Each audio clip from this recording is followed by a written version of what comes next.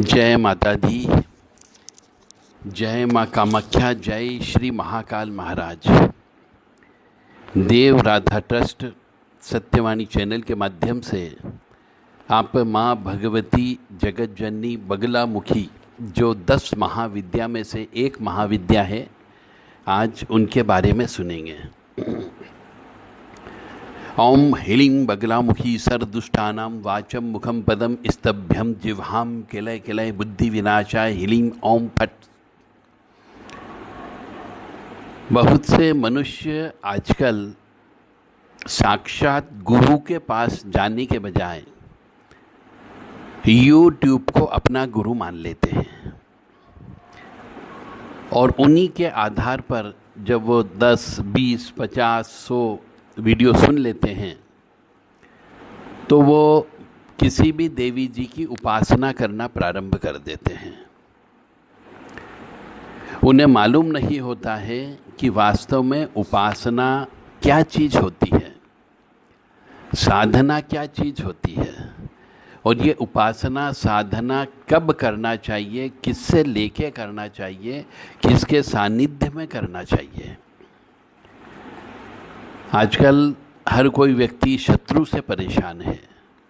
कोई अपने भाई से परेशान है, कोई अपने परिवार वाले से परेशान है, तो कोई पड़ोसी से परेशान है, कोई अपने प्रतिद्वंदी से परेशान है, कोई ने किसी को धोखा दे दिया तो परेशान है, कोई किसी का पैसा खा गया तो परेशान है। यानी कि परेशानी पर परेशानी मनुष्य के जीवन में आती है। तो मनुष्य उस परेशानी को दूर करने के लिए या कष्टों को दूर करने के लिए या दुश्मन को दूर करने के लिए, दुश्मन को हराने के लिए जो यूट्यूबर वाले कुछ तथाकथित प्रवचनकार कह लीजिए या कुछ कथाकार कह लीजिए या फिर कुछ साधक भी कह लीजिए, आजकल शत्रु नाश करने के लिए माँ बगलामुखी का रिकमेंडेशन करते हैं। तो व्यक्ति बिना किसी गुरु के माँ बगलामुखी का अनुष्ठान करना प्रारंभ कर देता है, क्योंकि 10 महाविद्या में से एक महाविद्या है और उसके आगे लगा हुआ है महाविद्या, यानी पहले विद्या और फिर उसके बाद महाविद्या। तो वो उच्च स्तर की देवी जी है। पहले उच्च स्तर की देवी जी को पूजने के पहले, मनाने के पहले नीचे लेवल की जो देवियाँ होती हैं, जो योगिनियाँ होती है, जो यक्षिणियाँ होती है, पहले उनको साधना पड़ता है, तब जाकर के आपको माँ बगलामुखी की साधना कर सकते हो। और वह भी किसी गुरु से मंत्र प्राप्त करके, गुरु के निर्देशन में, गुरु के आदेश पर और गुरु के द्वारा दिए गए दिशा निर्देशों का पालन करते हुए आपको साधना करना। अपनी मन मर्जी से नवरात्रि में या कभी भी साधना नहीं करना है। दूसरी बात यह है कि जब भी कोई साधना करते हैं तो उन सबके कुछ नियम कायदे होते हैं, कानून होते हैं, उनका पालन करना अनिवार्य होता है। अब वो नियम कानून गुरु अपने तरीके से बताता है, जिस तरीके से, जिस गुरु से आप यह मंत्र की दीक्षा लोगे।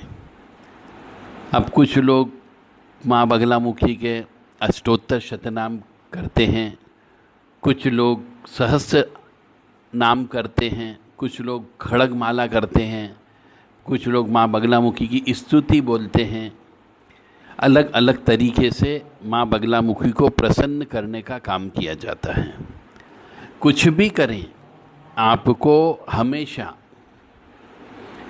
किसी गुरु के सानिध्य में रह कर के, गुरु के निर्देशन में, गुरु के आदेश से यह कार्य करें, अन्यथा यह देवी जी जो है मनुष्य को पागल बना देती है।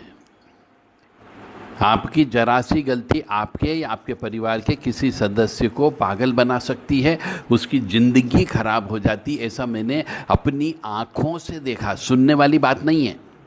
अपनी आँखों से जिन्होंने माँ बगलामुखी की उपासना विधि विधान से नहीं की, उनके परिवार के सदस्य या साधना करने वाला मनुष्य पागल हो गया, मरा नहीं है।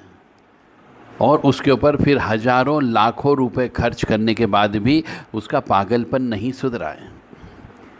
तो आपसे विनम्र निवेदन है कि YouTube के माध्यम से कोई भी मंत्र न लें और YouTube के माध्यम से सुन करके कोई भी साधना न करें, क्योंकि जितनी भी शक्तियाँ होती है, चाहे वो 10 महाविद्या हो या साधारण विद्या हो या कोई भी साधना हो, चाहे भैरव जी की हो, हनुमान जी की हो, दुर्गा जी की हो, 9 देवियों में किसी एक की साधना हो, लक्ष्मी की हो, महाकाली महालक्ष्मी की हो, महासरस्वती की हो, जितनी भी साधना होती ये सब अंगारे होते हैं। अंगार यानी आग होती है, और इन आग से मनुष्य को नहीं खेलना चाहिए। इसलिए पहले मनुष्य को यह ध्यान रखना पड़ेगा कि माँ बगलामुखी या किसी की भी साधना करते हैं, जैसा कि मैं आजकल वर्तमान में देख रहा हूँ कि मनुष्य जो है YouTube के माध्यम से अपने शत्रु को नाश करने के लिए माँ बगलामुखी की साधना करता है, और फिर बाद में कष्ट की प्राप्ति होती है, बीमार होने लगता है, तरह तरह के रोग लग जाते हैं, और ऐसे रोग लगते हैं जिनको आप डॉक्टरी इलाज से ठीक नहीं कर सकते। तो आपसे विनम्र निवेदन है कि ऐसी कोई भी साधना न करे, और जिसके आगे महाविद्या लिखा हो वो साधना तो बिल्कुल भी ना करें। और कोई भी करे, मैं तो कह रहा हूँ छोटी से छोटी भी साधना करना है तो गुरु के सानिध्य में रह करके, गुरु से कृपा प्राप्त करके, गुरु से पूछताछ करके, उसके नियम कानून का पालन करते हुए आपको साधना करना है। जहाँ तक मंत्र की बात है, जितने भी मंत्र हैं वो सब परमपिता परमात्मा शिव जी के द्वारा किलित किए गए हैं। तो उन सब मंत्रों को आपको निष्किलन करना पड़ता है, और निष्किलन करने की प्रक्रिया भी गुरु ही बताता है। जय माता दी, जय माँ कामाख्या, जय श्री महाकाल महाराज।